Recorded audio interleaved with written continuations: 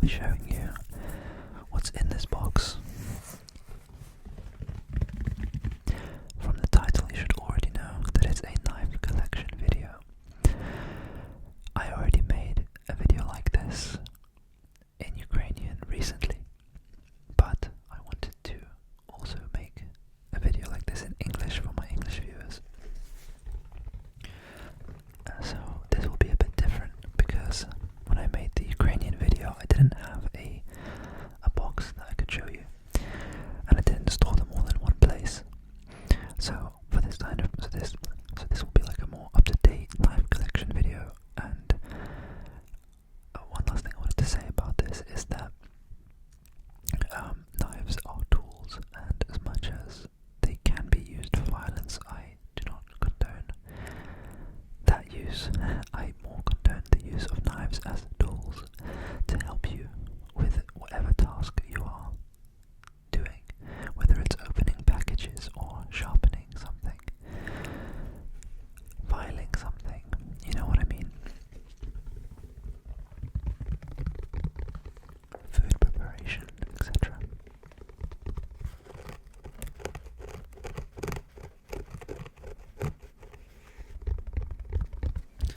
So I'm about to change the view of the camera so that you can see what's in front of me. See you soon. Okay, we are back. You should be able to see what's in front of me. I'm just going to open this box. And the plan is for me to just tell you a little bit about each knife. I don't know a ton of intricate details about each one, like I don't know the type of steel on all of my knives. And with my style of collecting, it doesn't sort of bother me too much. I'm not a steel nerd, I guess. It doesn't really affect my decision into getting a knife or not. Actually, I wanted to start from. I'm gonna start from this side. We're actually gonna start from basically my favorites. So here on the left side, we have some of my favorite knives. The first one is by far the most multi-tool knife that I have. It has so many. I mean, we might as well count. So 1, 2, 3, 4, 5, 6, and 7. It has 7 tools at least, and it's a very useful knife. I've used this a ton of times, mainly using the main blade. As you can see, there's quite a lot of scratches and scuffs. So I have used this one a lot. I've used the bottle opener before, and I've also used the flathead. Is it this one or is it the other one? This one, I used the wide flathead to definitely help me with a bit of DIY. So it's a very useful knife, and this was also a gift from somebody important in my life. So I'm never going to be getting rid of this one. Plus, I wouldn't want to because it's very useful. The next knife is one that I picked up the most recently, and it's this Opinel France carbon knife, and you will see. So it's got this locking mechanism, which is pretty unique, and it's basically this design has been unchanged since the late 1800s. It's very simple: wooden handle, metal locking system, and a metal blade, obviously, and it comes incredibly sharp out of the box, and it won't be visible on camera, but it's like razor thin.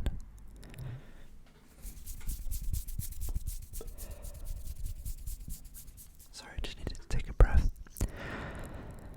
It does, because it's a very high carbon steel, it is prone to rusting, especially if you touch it a lot like I am right now and putting sort of oils on it. It will start to rust, but there are different treatments you can do to basically remove the rust and maintain it.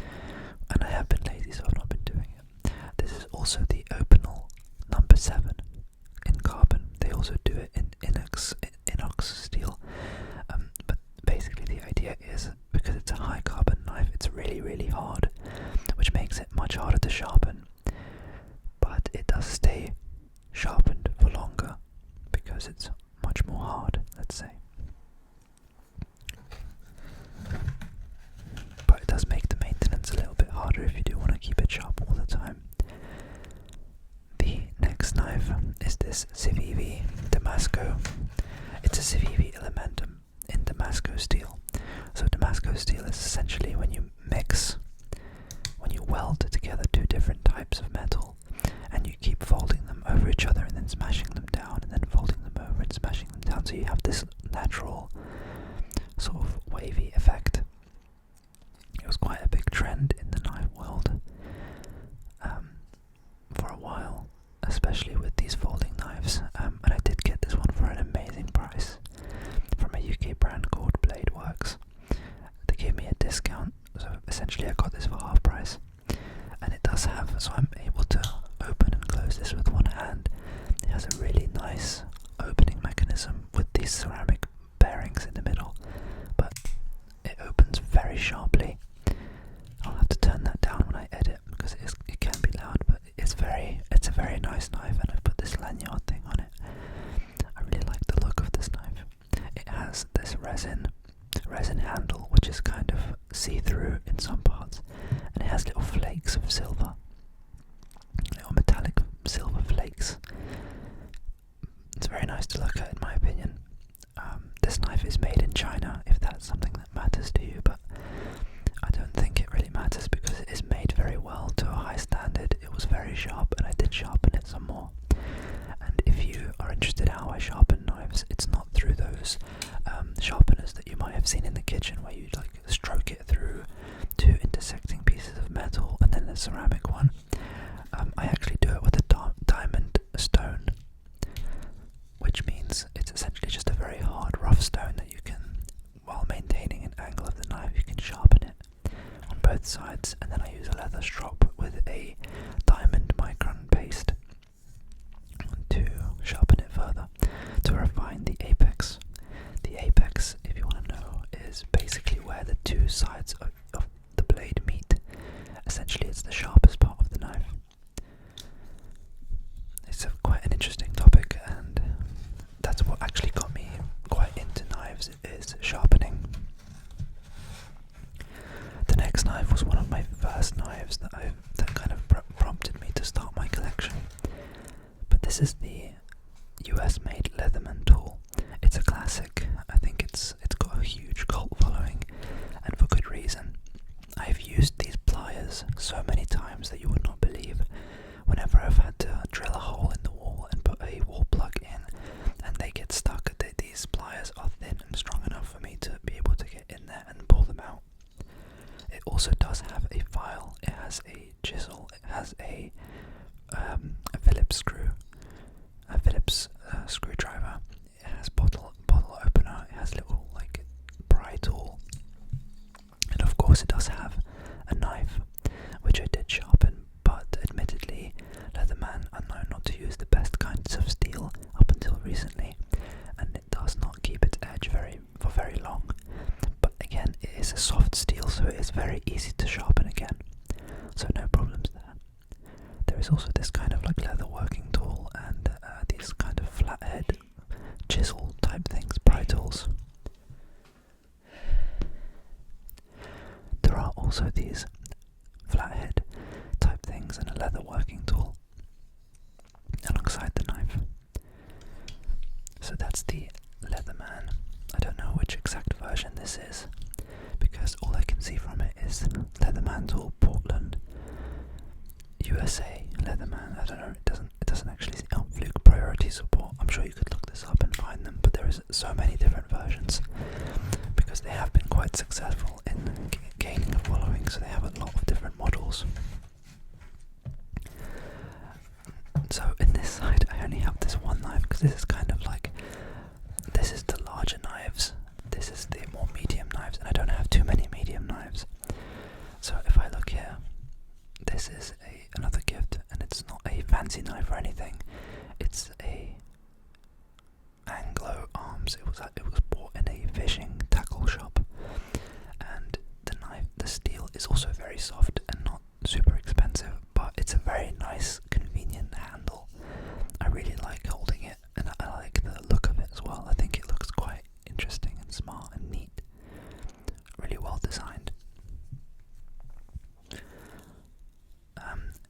also, it's, if you notice, all of my knives, apart from the Civivi, and I'm not sure about the Opinel. The Opinel might not be legal either, but all of them, actually, these ones are not. So because I'm in the UK, there is a legal sort of criteria for whether you can carry a knife in public. There's no way I would ever really carry a knife in public.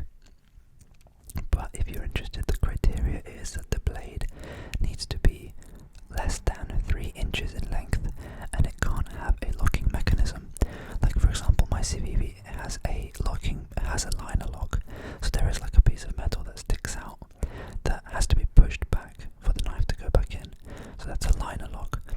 This one is also a button lock, and this one I'm not sure what kind of lock this is called, but I don't think this would be legal to carry in public in the UK.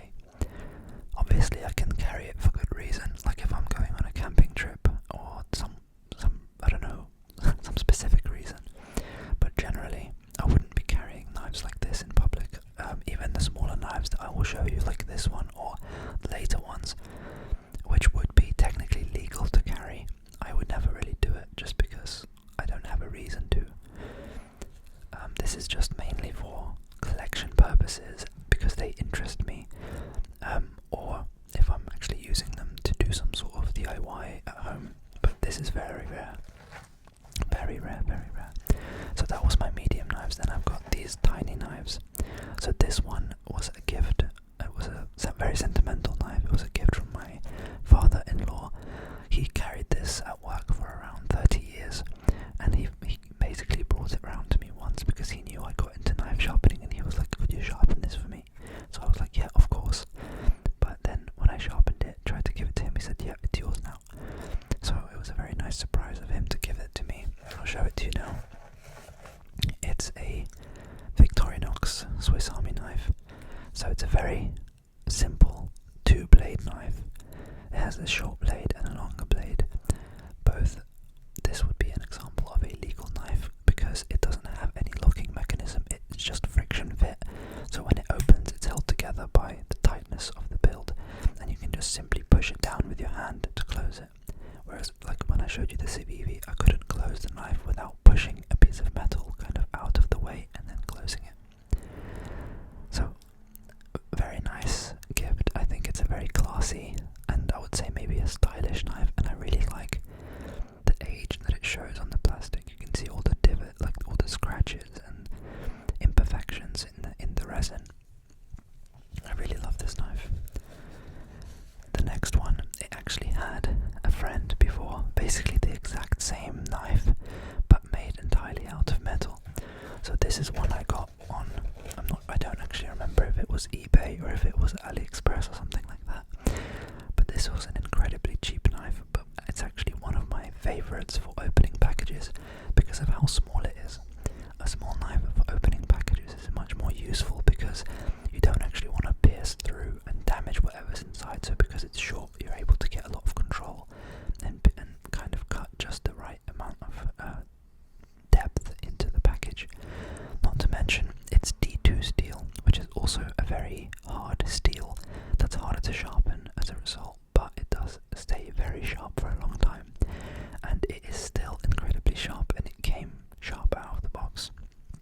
Now about the friend that I mentioned earlier, there used to be a silver one, and it was a rip-off of a brand called James brand, and the sort of Chinese recreation of it, the steel was horrible, probably one of the worst steels that I've used, unlike this one. But I don't know what happened to it. I've misplaced it somewhere. It's basically lost. Now, if you're wondering, this is not a knife. This is a pry tool. This was also a gift because who gave it to me, he doesn't have a lot of fingernails. Excuse me.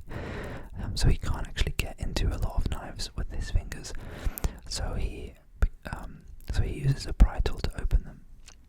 In the end, it's too much faff, so he doesn't actually do it anymore. So that's why he gave this to me. He didn't need it anymore. And for the record, if you're wondering why he doesn't have fingernails, it's because he bites them. And as a result, he doesn't have sort of normal length nails. They're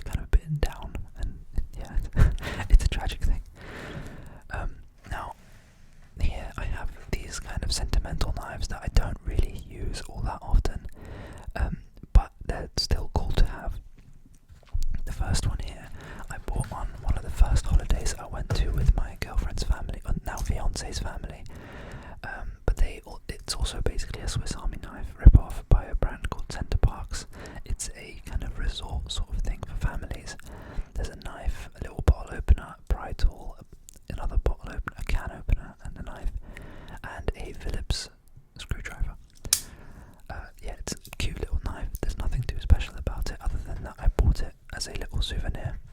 And that's what I intend on doing when I go to future. Like in future, if I go to a new place, I'll try to find a little knife that I can buy for this box, because there are still quite a lot of open spaces here.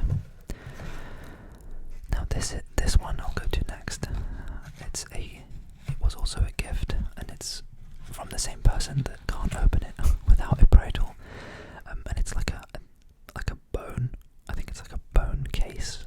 It's a very chunky, heavy knife, and if I open it, look at the width of this knife.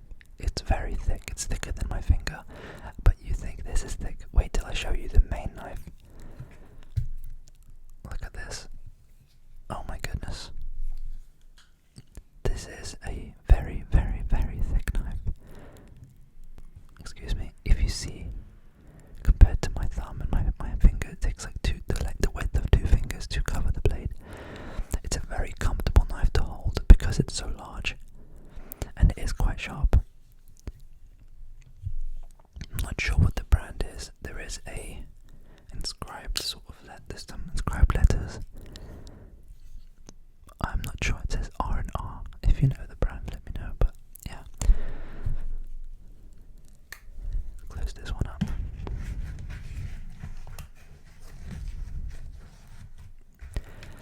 Now the last two, I kind of can't be bothered to open them anymore. But they're essentially these carving knives. So they're very convenient if you're eating an apple or something and you want to glide it through the thing. It will, because it's curved, it will basically rip the apple slice off, and so you can eat it directly off the knife like a real man. But I guess I'm not a real man because I don't really do that. The next one is the same thing.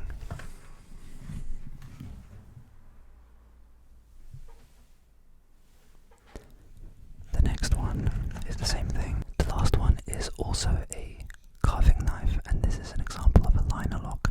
So you see this piece of metal that sticks, but if I push it out of the way, I'm able to fold it down like that.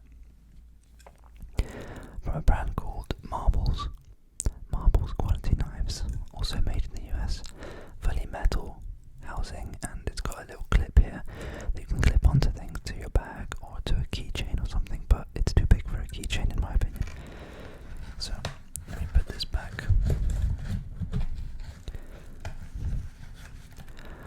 A bit of a different kind of video, but I hope you enjoyed. Tune in for future videos. I do make English videos occasionally, and this can be proof of it. But mainly, yeah, I will be making Ukrainian videos. If you're interested, thank you for watching.